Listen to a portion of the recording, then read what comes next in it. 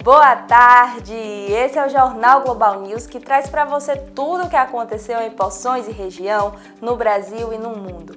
Confira os destaques de hoje. Carreta invade a contramão, bate de frente com micro-ônibus da saúde e mata 23 pessoas. Darumeira fica sem banco. O Bradesco anunciou o fechamento da agência. E DENIT interdita ponte sobre o rio Grangogi. Polícia recupera 56 caixas de sandália que foram saqueadas no município de Boa Nova. O El Niño deve atingir o planeta e pode ser considerado um dos mais intensos já registrado desde o século XIX. Tudo isso e muito mais você confere agora no Jornal Global News.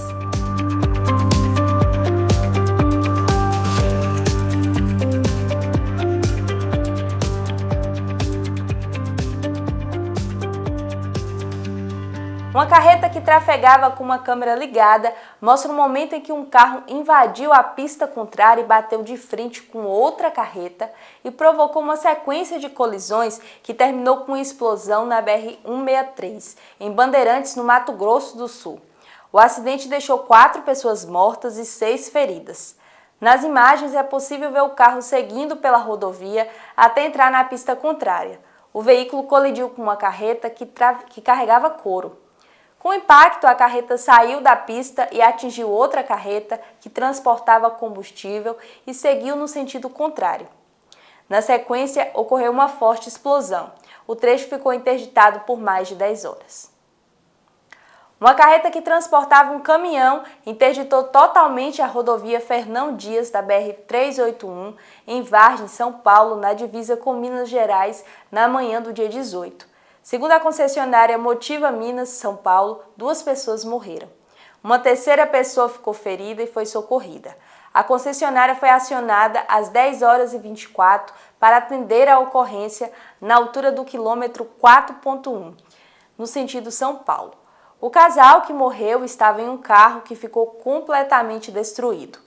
Por volta das 13h30, a pista estava interditada nos 2 sentidos, com 9 quilômetros de congestionamento no sentido Belo Horizonte e 11 quilômetros no sentido São Paulo.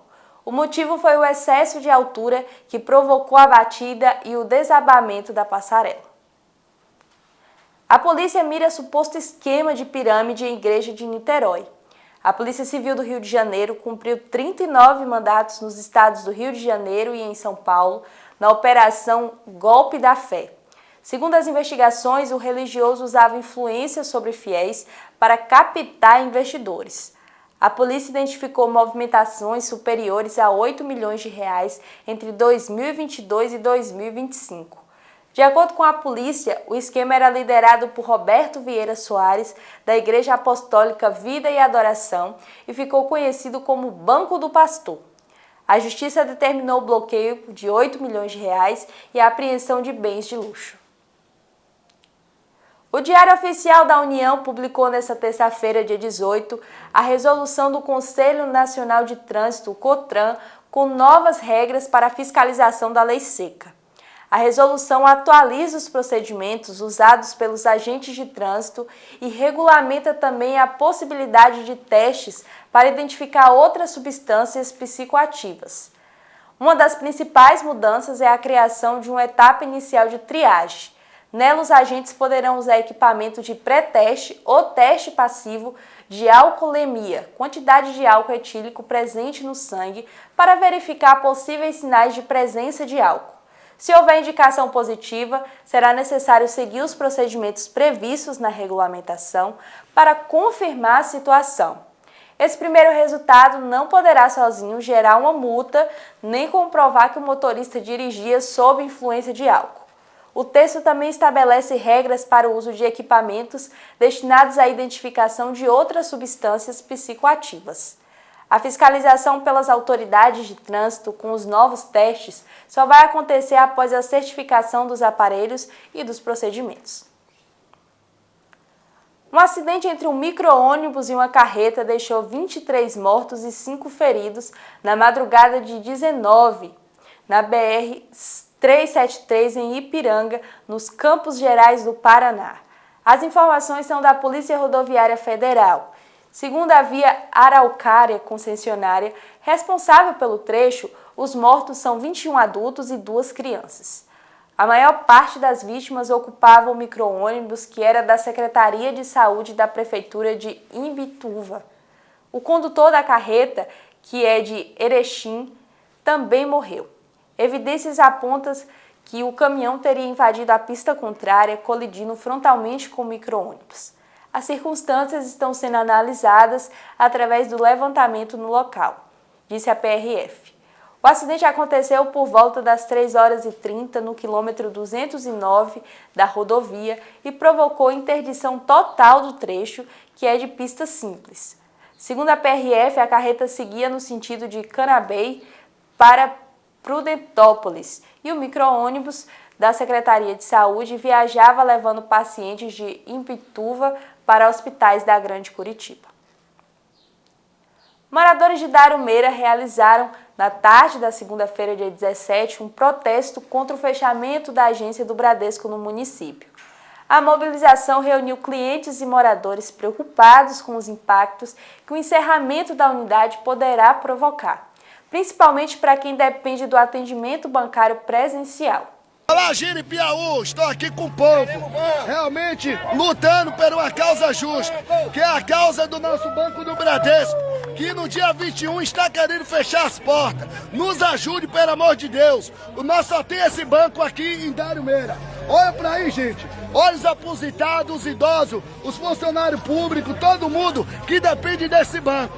Vamos juntos abraçar essa causa. A luta é nossa. Que Deus abençoe. Conto com o Jeripiaú, TV Aratu e todas as emissoras. Nos ajude, Darumeira. A agência é atualmente a única unidade bancária em funcionamento na cidade. Conforme comunicado divulgado pelo Bradesco, o atendimento no local será mantido até o dia 18 de setembro ao meio-dia. E a partir do dia 21 de setembro, os clientes que necessitarem de serviços em uma agência deverão se deslocar até Ipiaú. No comunicado afixado na unidade, o banco também informou que Darumeira contará com 3 correspondentes Bradesco Expresso. Apesar da alternativa, a decisão tem causado preocupação, especialmente entre aposentados, comerciantes e moradores que utilizavam regularmente os serviços presenciais da agência. O anúncio do encerramento das atividades já havia provocado reação entre os moradores, que começaram a se mobilizar na tentativa de evitar o fechamento. O protesto dessa segunda-feira reforçou a insatisfação da comunidade e o pedido para que o Bradesco reavalie a decisão de deixar o município sem uma agência bancária. Sofia Barclay, candidata a deputada federal por São Paulo pelo PL, virou alvo de críticas após aparecer no portal da Transparência como beneficiária de auxílios federais, apesar de publicar ataques ao Bolsa Família nas redes sociais. Abre aspas. Eu entrei na política prometendo lealdade, prometi que não trairia Jair Bolsonaro, prometi ser fiel até o fim ao maior líder da direita do Brasil, e eu não abro mão da minha palavra, fecha aspas, escreveu no Instagram. Apesar de apoiar Flávio Bolsonaro, Barclay já foi alvo de um boletim de ocorrência registrado pelo senador por difamação em 2023. Em um podcast, ela disse ter ido a uma festa organizada por Neymar e afirmou que Flávio teria feito sexo com a amiga dela, uma mulher trans. No BO, o senador negou as declarações. Após o registro, ela reagiu nas redes sociais e chamou o senador de hipócrita. Abre aspas, não era ele que defendia a tal liberdade de expressão, como a gente vê a hipocrisia das pessoas, fecha aspas, disse em vídeo publicado nos stories no Instagram. A motorista Ana Beatriz Godoy contou que a lembrança de um pesadelo recente foi determinante para que ela acionasse o freio a tempo de evitar uma tragédia ao invadir uma concessionária de automóveis em Bauru, no interior de São Paulo. O acidente ocorreu na tarde do dia 18, quando a jovem perdeu o controle da direção após uma batida em cruzamento e parou exatamente em uma vaga da loja. Segundo Ana Beatriz, o que evitou uma tragédia maior no showroom foi a lembrança repentina de um pesadelo que ela havia tido 3 meses antes. Abre aspas. Alguns meses atrás eu sonhei que perdi o controle do carro. Então toda vez que eu pegava o carro, eu lembrava que eu tinha que frear. No sonho eu não conseguia. Eu subia na calçada, perdia completamente o controle e no finalzinho do sonho, quando eu quase bato numa parede, eu lembro que eu tinha que frear. Na hora da batida, só me veio o sonho. E aí foi isso que fez eu lembrar de frear. Foi o sonho que eu tive 3 meses atrás. Fecha aspas. Vamos para um comercial rapidinho e daqui a pouco estamos de volta.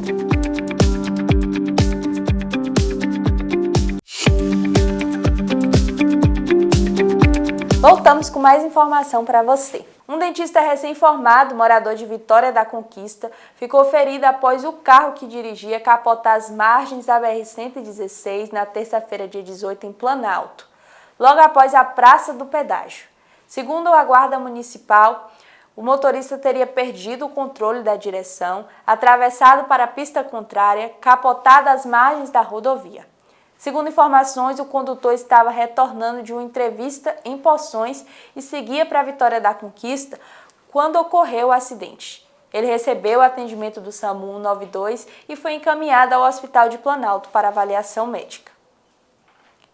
O Conjunto Brasileiro de Ginástica Rítmica fez história no domingo ao conquistar os 2 primeiros ouros do país em mundiais. A competição aconteceu em Frankfurt.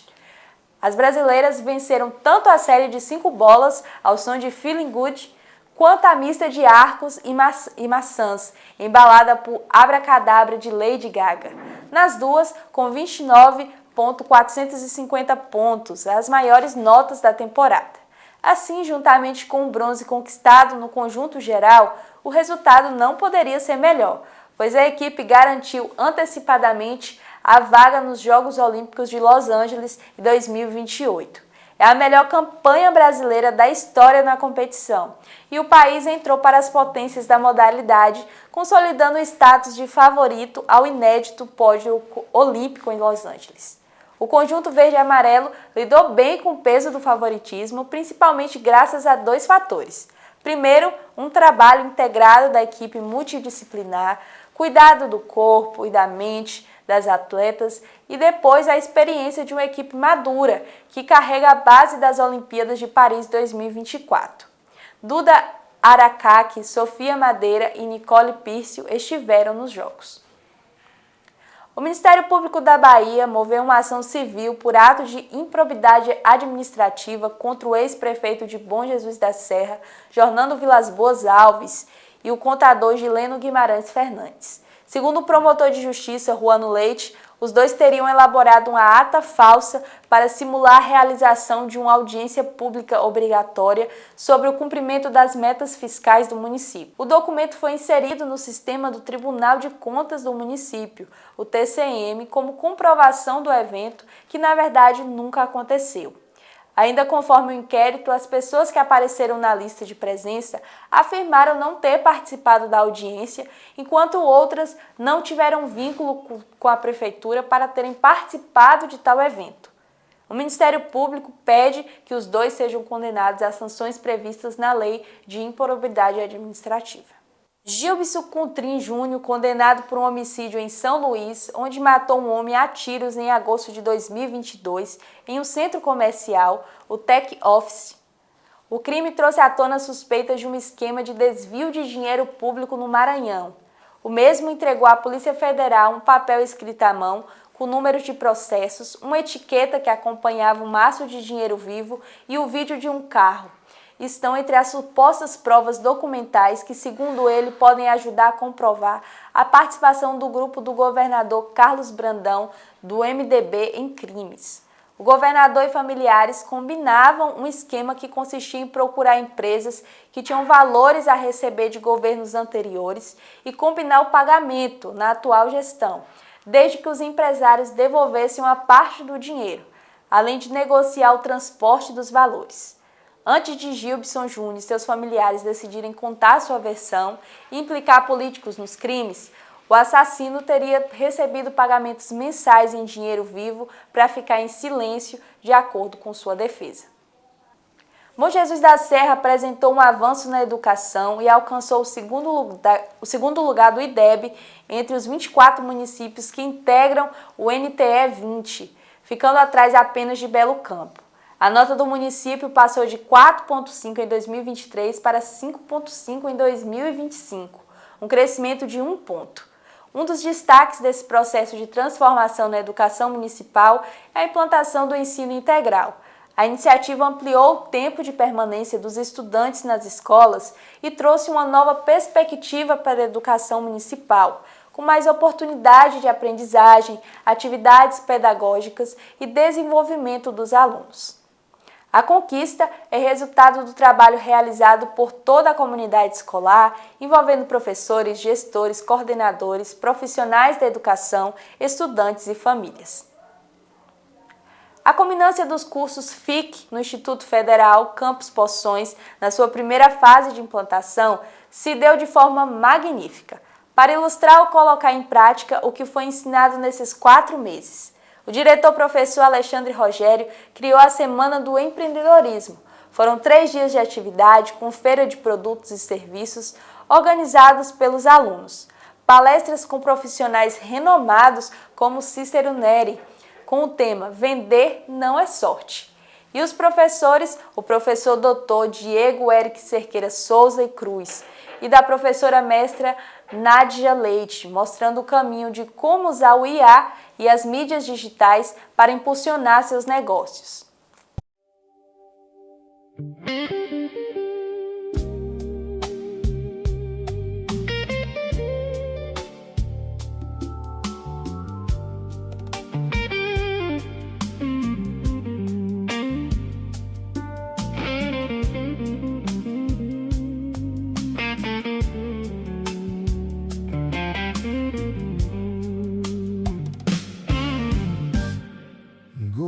Sky falling in pieces across the hood of my old car. Summer dying over Texas like a fire among the stars. You kissed me outside El Paso, with dust blowing through your hair, and every roadside preacher would have called us dangerous there. The radio played old ballads,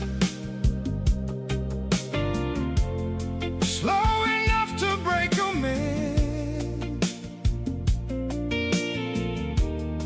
while your fingers Vender não é sorte, sorte não é estratégia.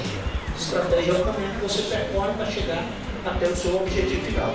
Quem vende com consistência cria condições para a venda acontecer. A gente constrói essa venda.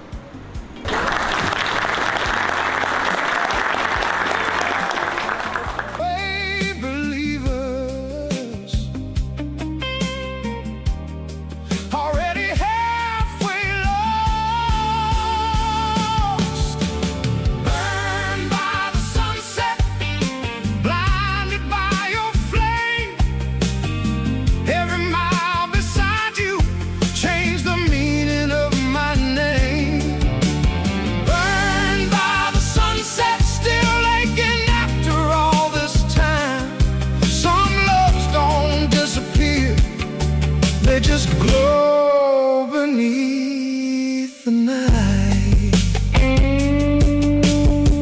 Motels blurred like fading movies, neon flickering soft and blue. Professor Diego, me fala como foi a sua participação nesse evento aqui do Campus Poções. Maravilhoso, assim. Como eu estava falando até, né, agora no final, no encerramento, quando a gente chega nesses frutos da profissão e a gente sai rodando uma Bahia no ápice da transformação formativa, representando o IFBA, né? A gente lá tem um campus de comunicação social e a gente rompe essas barreiras de distância e traz para um campus lindo nascendo, né, aqui no sudoeste da Bahia, como é esse Campus Poções, é de uma alegria, de uma felicidade. E ver a conexão dos estudantes, ver a conexão do público, dos professores também, Falar de inteligência artificial é algo que me atravessa muito como professor, né? Como aquele que faz pesquisa desde quando esse boom surgiu sobre essas inteligências e como a gente pode potencializar, não só nos negócios, mas potencializar relações, estudos, práticas, culturas. Essas inteligências artificiais dão muito o que falar e a gente não pode se afastar, né, dessas discussões. Muito pelo contrário, a gente tem que ir correndo para elas, porque senão elas podem atravessar a gente como uma avalanche. Então falar de tecnologia é sempre muito caro para mim. Falar de comunicação social é a paixão da minha vida, e essas ecologias, essas culturas digitais, aonde quer que eu vá, são forças, né, latentes de mim enquanto professor, enquanto pesquisador, e trazer isso relacionado a gênero, a classe, a raça, nessas perspectivas tecnológicas e comunicacionais que de fato auxiliem as pessoas em seus negócios, em seus empreendimentos, em seu futuro, fazem de mim um agente desse equipamento público e social que é o Instituto Federal da Bahia. Então foi um dia único, especial, maravilhoso. Eu queria agradecer muito na pessoa do diretor pelo convite, professor Alexandre Rogério, e agradecer esse público lindo que esteve aqui hoje. Vale chorar, tá certo? Eu já chorei muito lá no programa de Zezinho, não vou chorar mais aqui não. E vamos lá. 1, 2, 3, viva o IFBA! No próximo bloco vamos falar sobre a política presidencial com o professor Zilton Rocha.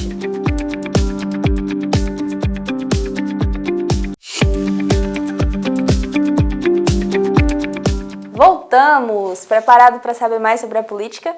O El Niño deve atingir o planeta e pode ser considerado um dos mais intensos já registrados desde o século XIX, segundo o Serviço Meteorológico Britânico.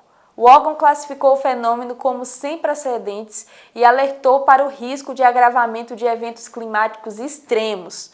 O fenômeno é caracterizado pelo aquecimento anormal das águas superficiais do Oceano Pacífico, que hoje se encontra cerca de 2 graus acima do normal, condição considerada forte, mas as previsões indicam que o aquecimento pode ultrapassar 3 graus Celsius ainda esse ano. Aqui no Brasil, tudo indica uma redução das chuvas nas regiões Norte e Nordeste e aumento das precipitações no Sul. O Serviço Meteorológico Britânico alertou que é muito provável que 2027 seja o ano mais quente já registrado no planeta. A seleção argentina terá que jogar por pelo menos uma partida com público reduzido por comportamento discriminatório de alguns torcedores nos jogos de mata-mata da Copa do Mundo, em especial após a final. O Comitê Disciplinar da FIFA anunciou na última sexta-feira punições por incidentes ocorridos no Mundial, incluindo a briga generalizada na final que gerou suspensões para os argentinos Paredes, Molina e Almada e o espanhol Gavi. O meia Paredes foi suspenso por 10 jogos pela participação na briga. O lateral Molina recebeu suspensão por 7 jogos e o meia Almada por 1 partida. Gavi também recebeu gancho de 1 jogo. Roberto Ayala, da Comissão Técnica Argentina, foi suspenso por 3 jogos. Cada atleta recebeu uma multa que varia de 30 a 90 mil dólares. As punições devem ser cumpridas em jogos das respectivas seleções. As punições aplicadas à AFA se devem às seguintes violações: usar eventos esportivos para demonstrações de natureza não esportiva, má conduta da equipe, discriminação e abuso racista, por cantos e gestos dos torcedores, atuar contra a ordem e segurança dos jogos. A construção de uma estátua de 11 metros do Diabo em um templo de Quimbanda, no Ceará, gerou diversos conflitos com diferentes versões. De um lado, o prefeito de São Gonçalo do Amarante, Marcelo Ferreira Teles, conhecido como professor Marcelão, do PT, alegou ter embarcado a obra. Já do outro lado, a feiticeira responsável pelo templo, a Mãe Rainha das Trevas, que denunciou o gestor por intolerância religiosa. Em nota, a Polícia Civil informou que investiga a denúncia de crime contra o sentimento religioso registrado nesta terça-feira. Já o Ministério Público do Ceará informou que a 2ª Promotoria de Justiça de São Gonçalo do Amarante abriu procedimento para apurar denúncias de possível intolerância religiosa contra a responsável pela construção da estátua. A denúncia surgiu após publicações feitas pelo prefeito no sábado, dia 15, após a primeira caminhada com Maria do município. Na postagem, ele disse que a obra não foi autorizada pela prefeitura e falou sobre um abaixo-assinado organizado por líderes cristãos do município e que ele próprio teria assinado. A polícia prendeu em Iguaí, no bairro Travessão, um homem de 25 anos acusado de tentativa de homicídio qualificado. Segundo a investigação, o crime aconteceu no dia 9 de agosto, após uma discussão em um estabelecimento comercial. O suspeito teria atacado um homem de 28 anos com canivete e desferido golpes na região do pescoço. A prisão foi realizada pela Delegacia Territorial de Iguaí durante a Operação Malhas da Lei, em cumprimento a um mandato de prisão preventiva. Durante as diligências, os policiais também apreenderam 2 espingardas que estavam em posse do investigado. Ele e as armas foram encaminhados à delegacia para os procedimentos legais. O homem permanece custodiado à disposição da Justiça. A ponte da BR-030 sobre o rio Gungogi, em Dariomeira, foi parcialmente interditada na manhã de quarta-feira, dia 19. A restrição vale para veículos pesados, como caminhões, enquanto carros de passeio e motocicletas continuam autorizados a trafegar pelo local. A medida ocorre após o DENIT declarar situação de emergência na estrutura. Avaliações técnicas identificaram graves problemas estruturais, incluindo ruptura e perda de concreto em blocos de fundação, além de armaduras expostas, corroídas e rompidas. Segundo o DENIT, a ponte apresenta perda estimada de 47,49% de sua rigidez e risco de colapso. A ponte liga a sede de Dariomeira ao distrito de Ibitupã e integra um trecho não pavimentado da BR-030 que segue de Maraú em direção ao sudoeste baiano. Os estudos técnicos chegaram a recomendar a interdição total da ponte por segurança. Até o momento, porém, apenas o tráfego de veículos pesados está proibido, obrigando motoristas de caminhões a utilizarem rotas alternativas. A polícia recuperou 56 caixas de carga saqueada e prendeu 6 pessoas em Manuel Vitorino. A Polícia Militar recuperou 56 caixas da sandália da marca Havaianas, que haviam sido saqueadas de um caminhão que estavam apresentando problemas mecânicos no povoado do 58, localidade que pertence ao município de Boa Nova. O saque aconteceu na última quinta-feira, dia 20, enquanto o veículo permanecia parado devido a um problema mecânico. Segundo informações, cerca de 80% da carga teria sido saqueada. Durante a ação realizada no sábado, dia 22, os policiais localizaram e recuperaram as 56 caixas de mercadoria. Ao todo, 6 pessoas foram presas, entre elas um adolescente de 17 anos. Os presos foram encaminhados para a delegacia vinculada à 9ª Corprim, em Jequié, juntamente com a carga. É um fato comum nesse trecho na BR-116. O professor Zilton Rocha, que estuda a política brasileira em viagem entre Salvador e Vitória da Conquista, parou em Poções para conceder uma entrevista à Rede Global TV. O tema escolhido foi a campanha política para assumir a presidência da República, com foco entre os candidatos que despontam com possibilidade de vitória e o formato escolhido pela grande mídia para divulgá-los. Ex-deputado estadual, ex-presidente da Comissão de Meio Ambiente e de Educação da ALBA e conselheiro do Tribunal de Contas da Bahia, Zilton tem larga experiência política e goza de muito prestígio no meio. O professor falou com o Global News e seu depoimento será dividido em 3 capítulos. No primeiro instante, vamos falar da educação e da criação dos institutos federais. O IFBA Campus Poções é um projeto vindo de uma política de educação ética e comportamento da grande mídia. Como é que é julgar autoridades, um cargo tão importante que você exerceu, e vendo essa política hoje, essa polarização sendo julgada, 2 candidatos liderando, mas um julgamento injusto? Como é que você vê isso? Bom, primeiro, nós somos vivendo um momento histórico, fundamental, né, para a população brasileira, que vai ter que optar entre dois modelos. O nosso patrono da educação, Paulo Freire, ele dizia: todos nós temos um lado, ninguém deixa de ter lado. Até quem diz que não gosta de política, que é apolítico, já tomou um lado. A questão é, o seu lado é includente ou excludente? Então é fazer primeiro essa separação. Todo mundo tem um lado, qual é o seu lado? Né? Então, dito isso, eu quero mostrar, por exemplo, Poções. Quem criou a primeira escola técnica federal no Brasil foi o presidente Nilo Peçanha, que foi considerado o primeiro presidente negro do Brasil. O Afonso Pena morreu, que era o presidente, e ele era o vice e assumiu, e criou a Escola Técnica Federal. De Nilo Peçanha, lá no iniciozinho do século XX, até Lula tomar posse, tinha 140 institutos federais espalhados pelo Brasil. Hoje tem 700 e tanto. Primeiro, Lula e Dilma disseram: nós vamos botar em toda cidade que tiver 200 mil habitantes, depois toda cidade tiver 100. E já está chegando em Poções que tem 40 mil habitantes. Já está chegando um IFE, um Instituto Federal de Educação em Poções. Né? Eu acho que os trinetos de minha mãe, meu pai, de minhas tias, que tudo nasceram aqui num buzeiro de Poções, nasceram dentro dessas caatingas, já pensou os que continuam aí, os filhos, os trinetos, porque eles não têm mais neto dessa idade, tudo teria 100 e tantos anos, vão ter chance. Vamos resumir, os descendentes de meus avós que nasceram na fazenda Umbuzeiro, aqui, depois de entrando ali em Bom Jesus, vão ter chance de estudar no Instituto Federal, pai.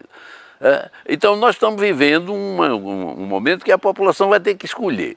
Sobre essa coisa que discute hoje nacionalmente, você perguntou, eu fui juiz de contas. Portanto, eu julguei as contas do governador, julguei as contas do presidente da Assembleia, julguei as contas do presidente do Tribunal de Justiça, a conta do que ele gastou, o que eles fazem lá na especificidade, não. É o dinheiro do povo que foi gasto, ele tinha que prestar conta lá. E a minha formação diz o seguinte: se tiver indícios e você julgar todos, você está sendo sério, honesto e ético. Se você seleciona, né? Por exemplo, eu quando assumi o Tribunal de Contas, o governador do tempo que eu apoiava, que era Wagner, ainda não tinha prestado conta. Então eu fui julgar as contas dos governadores do PFL. Eu tinha o direito de inventar coisa contra eles, porque antes tinham sido meus adversários. Acho isso antiético.